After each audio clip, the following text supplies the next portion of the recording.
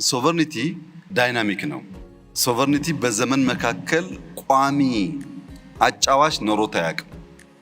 የዛሬ 100 ዓመት ሰዎች ሉዓላዊነት ሲሉ መሳሪያ የታጠቁ የተደራጁ ሰዎች መጥተው መሬታቸውን ድንበራቸውን ሲወስዱባቸው ነበረ።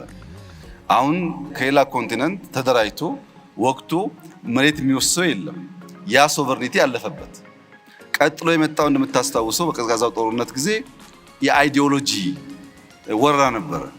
ኢትዮጵያውያን የተጋደሉት፣ ኢትዮጵያውያን ተቋሞቻቸውን ያፈረሱት፣ ኢትዮጵያውያን የተጨቃጨቁት ምንም በማያውቁት አይዲዮሎጂ ነው። ሰሙዌር ሲሰማ ሰሙ፣ ኢምፖርት አደረጉ፣ ሲፋጁ ከረሙ። ምን አገኘንበት? ያው የሚታወቅ ነው። ይቅርብን በእኛ ሁኔታ በእኛ እሳቤ የተባለበት ዋናው ምክንያት ኢምፖርትድ ቶትስ ኢምፖርትድ አይዲዮሎጂ እንዳለ ሲመጡ ጥፋት ስላላቸው ነው። እሱ ሲቀንስስ ስንዴ መጣ። ስንዴ እየለመንክ ስንዴ የሚሰጥህ አካል እያለ እኔ ሶቨሬኒቲ ጠብቄያለሁ ማለት አትችልም። ምክንያቱም ሲፈልግ ስንዴ ይከለክልብሃል ማለት ነው። ለምሳሌ የዛሬ 3-4 ዓመት ገደማ ታስታውስ ከሆነ እምቦጭ የሚባል አረም የጣናን ሌክ ወረረው የሚል አከራካሪ በጣም ጩኸት ነበር። እሺ ጣና በድንገት በተፈጥሮ ጉዳይ ተፈጠረ እንበል። አሁን ደግሞ ኢትዮጵያ ውስጥ ያሉ ሐይቆች እየዞራችሁ ብታዩ ሁሉም ትናንሽ ሐይቆች ሳይቀሩ እምቦጭ አላቸው። ከየት መጣ ይሄ እምቦጭ? ማን ነው ቱሪስት ነኝ ብሎ መጥቶ እምቦጭ እያረጨብን የሚሄደው? እኛ አናውቅም ነው ወይስ እግር አውጥቶ ነው ከጣና ተነስቶ ዝዋይ ሐይቅ ድረስ እምቦጭ የሚሄደው? ትክክለኛው መልስ በእጄ ኖሮ ሳይሆን ዲፔንደንት የሆኑ በራሳቸው ምግባቸውን የማያመርቱ ሐሳባቸውን የማያመርቱ የሥራ ሂደት የማያመርቱ ሀገራት ስለ ሶቨርኒቲ ሊያወሩ አይችሉም። አሁን ባለው ዘመን በኤአይ ዘመን አንደኛው ዳታ ነው። ለምሳሌ ኢትዮጵያ ውስጥ ጉንፋን በተደጋጋሚ ይነሳል። ኢትዮጵያ ውስጥ ጉንፋን ተደጋጋሚ የሚነሳው ጥቅምት ወር ነው።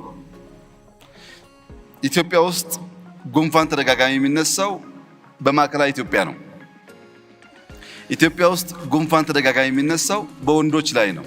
ይሄ ዳታ ቢኖር አዘን ኤግዛምፕል ይሄ ዳታ እኛ ከሌለን ይሄ ዳታ ያለው ሀገር በሚቀጥለው ዓመት ጉንፋን እንደሚመጣ አውቆ መድኃኒት ያዘጋጅልናል። በዛ ዳታ መድኃኒት አዘጋጅቶ አንተ ትታመማለህ፣ እሱ ያቀብልሃል መድኃኒት። መድኃኒትን እስካላመረት ድረስ ሶቨርኒቲ ልታወራ አትችልም።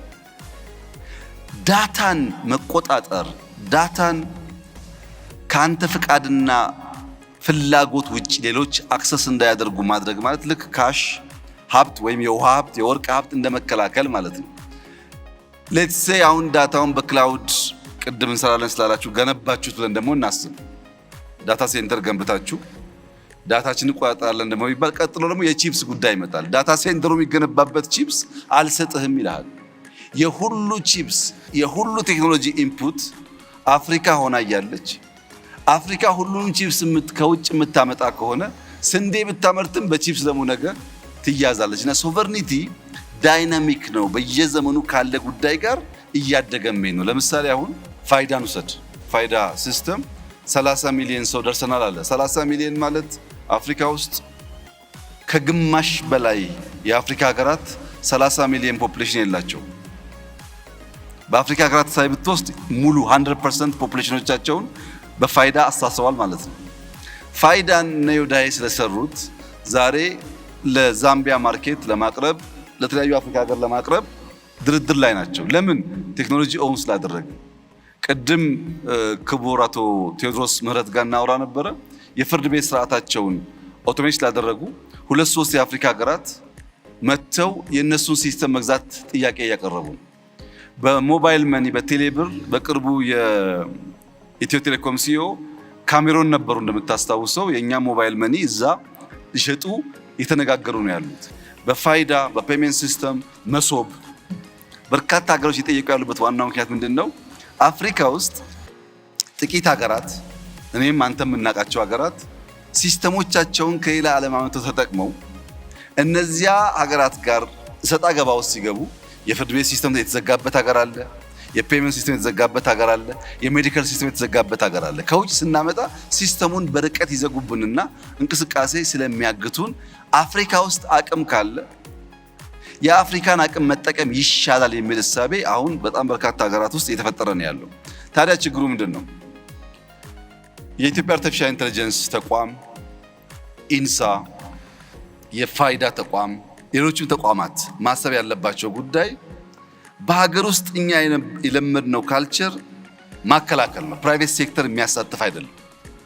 አሁን ካሜሮን ወይም ጋና ወይም ታንዛኒያ መሄድ ስናስብ ኢንሳና ፋይዳ በቀጥታ መሄድ ብቻ ሳይሆን የኢትዮጵያ ሀገር በቀል ፕራይቬት ሴክተር ካምፓኒዎች እያደጉ ያሉ ስታርታፖች እንዲሄዱና እንዲሰሩ አስፈላጊው ድጋፍ የተደረገላቸው በአፍሪካ ማርኬት እንዲወዳደሩ ካላደረግን በቀር የመንግስት 3 እና 4 ኤጀንሲዎች ያን ነገር ሊያሳኩት አይችሉም።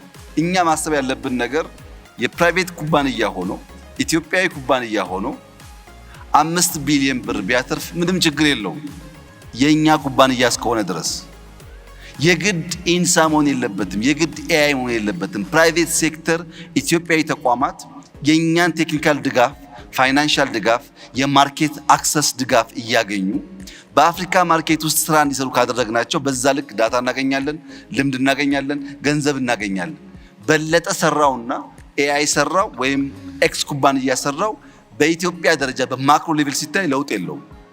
ተቋማትና ኃላፊዎች ማከላከል ሳይሆን ፕራይቬት ሴክተር በተለይ ስታርታፕስ ደግፈን ወዲያ ማርኬት እንዲወጡና ትርፋማ እንዲሆኑ ማድረግ ስንችል ነው እንግዲህ ቅድም የተባለው ዩኒኮርን ሊሳካ የሚችለውና ሲስተሞች አሉ፣ ፍላጎት አለ።